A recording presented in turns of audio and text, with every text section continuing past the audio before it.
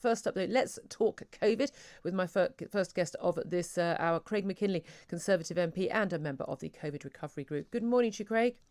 Morning, Julia. Thanks so much for joining us. Now, let's talk just first of all about where we are in relation to what's going on in Europe. We're having a lot of new measures being brought in by governments, vaccine passports, mask mandates. A lot of those countries have had for a long time. We've got lockdowns coming. We've had some very violent protests. We've got the threats of mandatory vaccines and the like.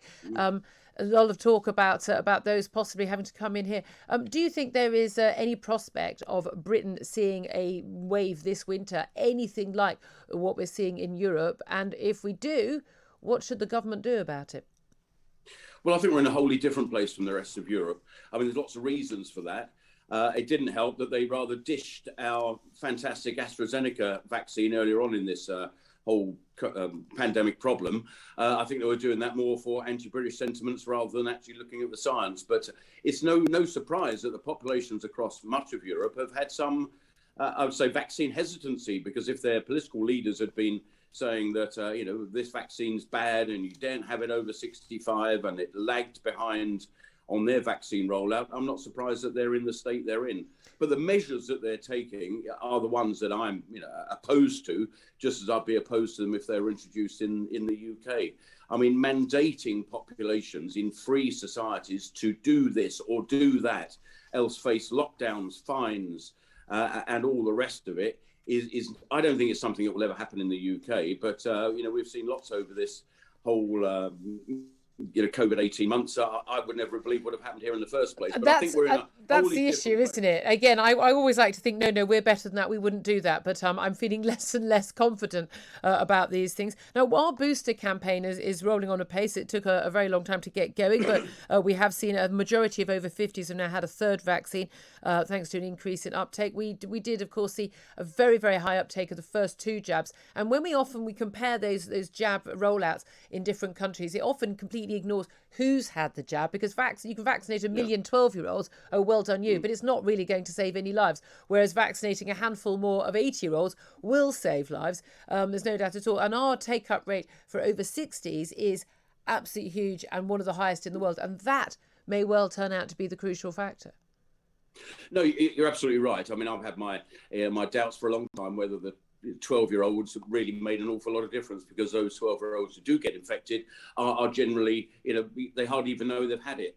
But getting the vaccine, the booster, I'm one of those over 50s who were, first in the queue when I had the opportunity to get my booster. I'm a massive proponent of vaccines, because that is the clear difference between, dare I say, us in the UK and much of Europe. I mean, there's some countries, I was looking at some figures for Bulgaria, they've not even reached 30% of vaccination. I don't know why they've had this hesitancy. I think there is a distrust in some people about their government. So what they're told by governments, they don't really believe. But we don't always believe our governments in the UK. But on vaccines, I think we've had a long history of relying on vaccines since we were in short trousers and short skirts, Julia. And we believe them. And I often say to people who have some vaccine hesitancy, well, when you went on your lovely holiday to Sri Lanka or elsewhere, did you have that jab for, hepatitis or whatever? And they say, oh, yes. I say, well, what manufacturer was it? And they say, I haven't got a clue, but I took it because I believed in it. So, we do believe in vaccines in the UK. I think this is the link and the difference in the UK to elsewhere. We believe in the vaccines. They do work. And if there's anyone out there, Julia, in the UK who've not had it done yet, for heaven's sake, get it done. It is the difference. There's a very big difference, though, isn't it? Believing in the vaccines. We don't have to believe in them. The science, the data tells us. And vaccine mandates. Nicola Sturgeon yesterday in Scotland, the First Minister would be considering extending the vaccine passports from nightclubs to bars and restaurants and other places. That didn't go ahead. Many people believe that's down to partly, the campaign that went against that. Massive hit to hospitality. She did also say that she would allow for the first time lateral flow test proof from the 6th of December to be used as well as vaccine passports. Now, I would certainly welcome that measure. I think it's unnecessary, but it is quite bizarre for the next 2 weeks in Scotland. The First Minister of Scotland thinks it's safe for people who are double jabbed but who may have COVID to go into a venue, but someone who hasn't had the jab or like me has had the jab but would refuse to show her vaccine passport because it's my private medical records, but with the proof that I have not not got COVID, well, as much as one can provide proof of that with a lateral flow test, I wouldn't be allowed in. What do you make of those absurd rules? Well, I mean, there's mix and muddle on the whole vaccine passport type issue. I mean, if the vaccine was 100% effective at stopping getting infected, or 100% effective at passing it or stopping passing it on, then we'd be in a different place of debate. But it doesn't do either of those things. What the vaccine does do is very much minimise the chance of serious illness and death. That's the only thing that we absolutely know that it does. So if it doesn't do those grand things that we hope a 100% vaccine might do, you have to wonder what on earth is the point of a vaccine passport. I mean, Julia, but throughout this whole process, I've been very careful. I'm still slathering my hands with alcohol when I'll go through the tube station, and I do wear a mask on public transport. I have no great problem with that. I'm not entirely sure whether these flimsy masks really do a lot, but well, the evidence is very flimsy. I sort of go along with it. But on a constituency day last Friday in South Thanet, I was off visiting schools, and I thought, you know what, I'll do a lateral flow test in the morning. I don't think it's that much of an aggravation, and I did so just to make sure, I was safe and people could be sure that when I'm in contact with them, I was in as good a place as I can be. There are ways of doing this. I tell you this, Julia.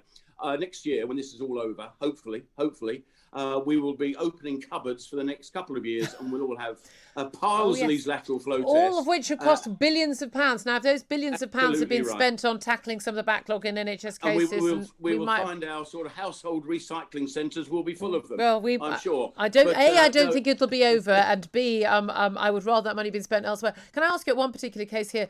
A Kent private school, 34 grand a year private school, is requiring that students who are not wearing face masks, who have an exemption, wear a yellow badge to show staff and other pupils that they are exempt from wearing those face masks. This is Farringtons School in Chislehurst.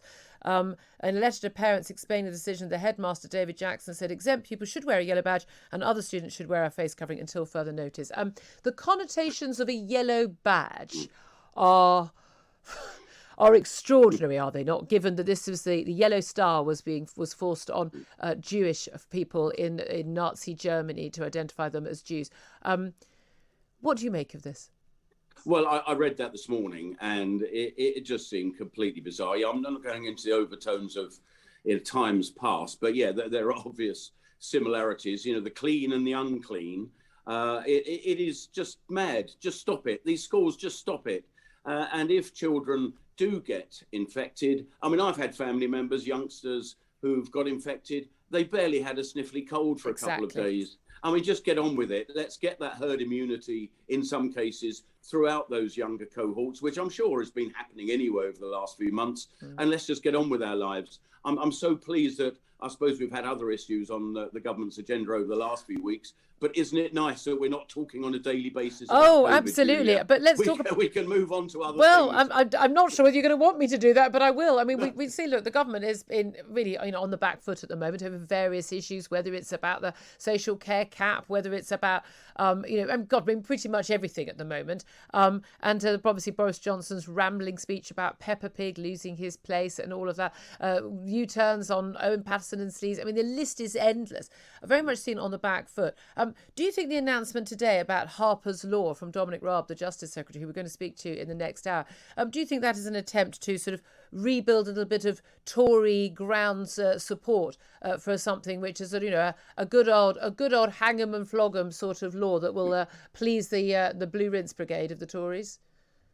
I don't think it's been brought out because of the other issues that have been surrounding government for the last few weeks. They're doing it because it's the right thing to do.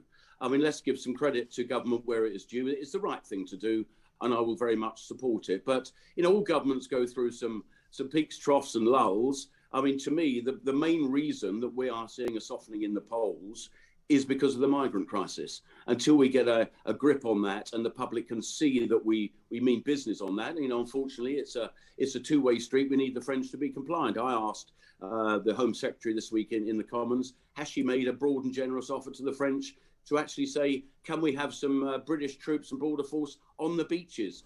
Poland welcomed British troops and international forces to strengthen the border. Has she made the same offer to France? She actually responded that she had. So that raises questions in itself as to how collegiate France have been across this whole crisis. But that to me is the big issue at the moment that needs to be solved, because at the moment it looks like failure.